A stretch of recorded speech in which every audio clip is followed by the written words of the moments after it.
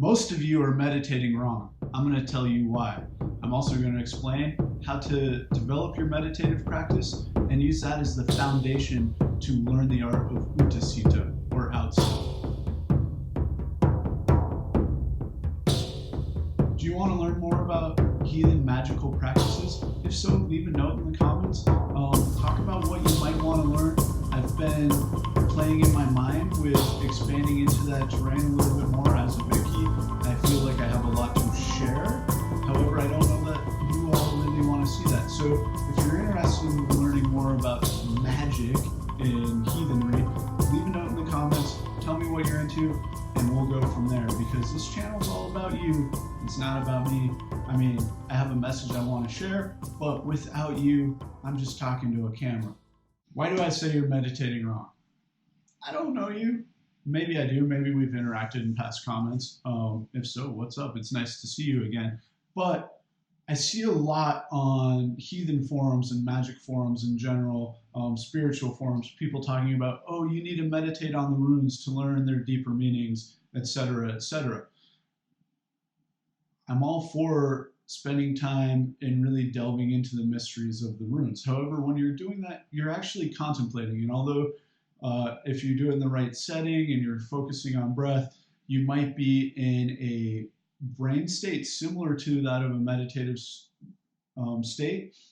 You're actually thinking about something else. And when you're meditating, at least the way I've always been taught to meditate, and I've been meditating since probably like 6 or 7 when I started practicing martial arts, meditating is about you and learning who you are, how your body works, and focusing on your own internal self. That's why I say you're meditating wrong, because if you're thinking about things outside of yourself, you're not really meditating, you're contemplating.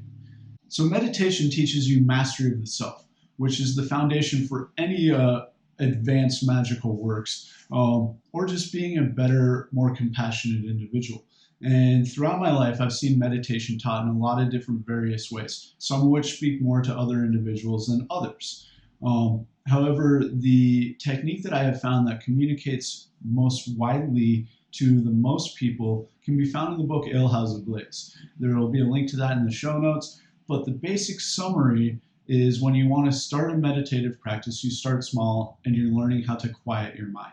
And you'll need 2 tools for this. One is a timer. Most modern cell phones have a timer built in. So when you start with 2 minutes, maybe 5 minutes, and progress from there. The other thing you'll need is a string with some beads on it. I have about 20 beads on my string. Unfortunately, I didn't bring it to the studio today, but there's 20 beads on it, and the string is longer than the beads. And I'll sit down, turn on the timer for however long I want to meditate, and focus on me and my breath. When a random thought comes up, don't get frustrated, because it's going to happen. For me, most frequently when I'm trying to meditate, especially if I haven't meditated in a couple weeks, is I'll be sitting there breathing. All of a sudden I'm like, I'm doing it, I'm meditating. Well, that's the classic pitfall, because now I'm thinking about something other than me, right? So focus on your breath. But when that thought comes up, acknowledge it, acknowledge where it came from, and say, no, I need to focus on my breath and being in my body right now, and move a bead. And the first time you sit down for 2 minutes, you're going to go through all 20 beads, probably 2 or 3 times. Don't get frustrated, you're starting. When you were a baby and you learned how to walk, you didn't beat yourself up because you didn't know how to walk. You just kept trying, right? So over the period of time, you'll find eventually when you sit down for 2 minutes, maybe you only move 1 bead. Maybe you move 0 beads. Time to increase the time. The goal is not to become a monastic master. You don't need to meditate for hours at a time. If you have that kind of time, that's great. I envy you. Most of us living in the modern world don't have that kind of time. So do what you can. Try and get to where you can do 2 10-minute sessions a day, 2 20-minute sessions, whatever you have the time for. And you're going to find that this just generally improves your overall function in life and your ability to get things done. The biggest benefit of a meditative practice like this is it teaches you mastery of the self, and it teaches you how your brain works. That way, when you move on to further deeper esoteric works like trance or Utiseta, which we're going to get into in just a second, if you're communicating with an ancestor or the white or land whites, it allows you, it gives you a filter. And that way, if you receive a message or a kenning from another entity, you're able to say, wait, that was not a Matt thought. And it's a really powerful aha moment when these happen. I love it, and it's really exhilarating, and it's why people call it an ecstatic trance state. If you want to learn more about the basics of Utiseta, the Ivy Mulligan over at the 21st Century Heathen just wrote a great article on her blog about it. There will be a link to that in the show notes. But Utiseta, traditionally, we see it in the Voluspo, we see it a few times in the Eddas, is a way of communicating with the ancestors or the land. The best way I can describe Utiseta, in my experience, is that you enter a trance-like state, except instead of the goal of journeying to Asgard or Niflheim or Helheim to communicate with a specific entity, you enter that trance-like state and you stay where you are and open yourself up to messages from whoever wants to communicate them to you. Traditionally, if you wanted to communicate with ancestors, you would do this while sitting on the mound of a revered ancestor, opening yourself up to communing with them.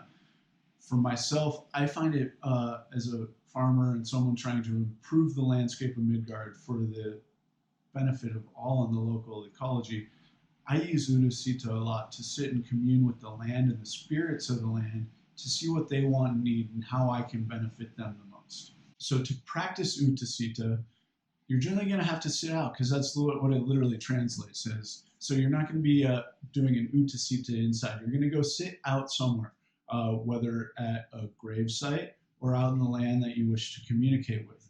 And then you're going to enter a trance-like state. And if you don't know much about trance, I highly recommend Diana Paxson's book, Transportation. It offers all sorts of great tools and techniques to not only enter a trance state, but also make the most out of your trance and any journey work you do in that trance. But the most common ways to enter a trance are to use rhythmic percussion, either with a drum or a stave, swaying back and forth rhythmically. I like to use scent in conjunction with breathing. My wife makes these beautiful smudge sticks out of mugwort, which grows on our land. If you're interested in purchasing some, 2 Poppies Apothecary, there'll be a link in the show notes. But I only burn mugwort when I'm doing trance work. And I've found that I've gotten to the point where with breathing and just the scent trigger of mugwort, I can enter a trance without my drum, without my stave, and it's a very powerful experience. The most popular stories regarding Utiseta involves Thorgr, who was chosen to settle the dispute between Christians and heathens in Iceland and how the country was going to move forward kind of religiously and spiritually. And he sacrificed a bull and sat under the skin overnight, I believe for 2 nights. And my point here is that sometimes you have to sit out for a while to receive the message that you're meant to receive. In my experience, sometimes it happens very quick.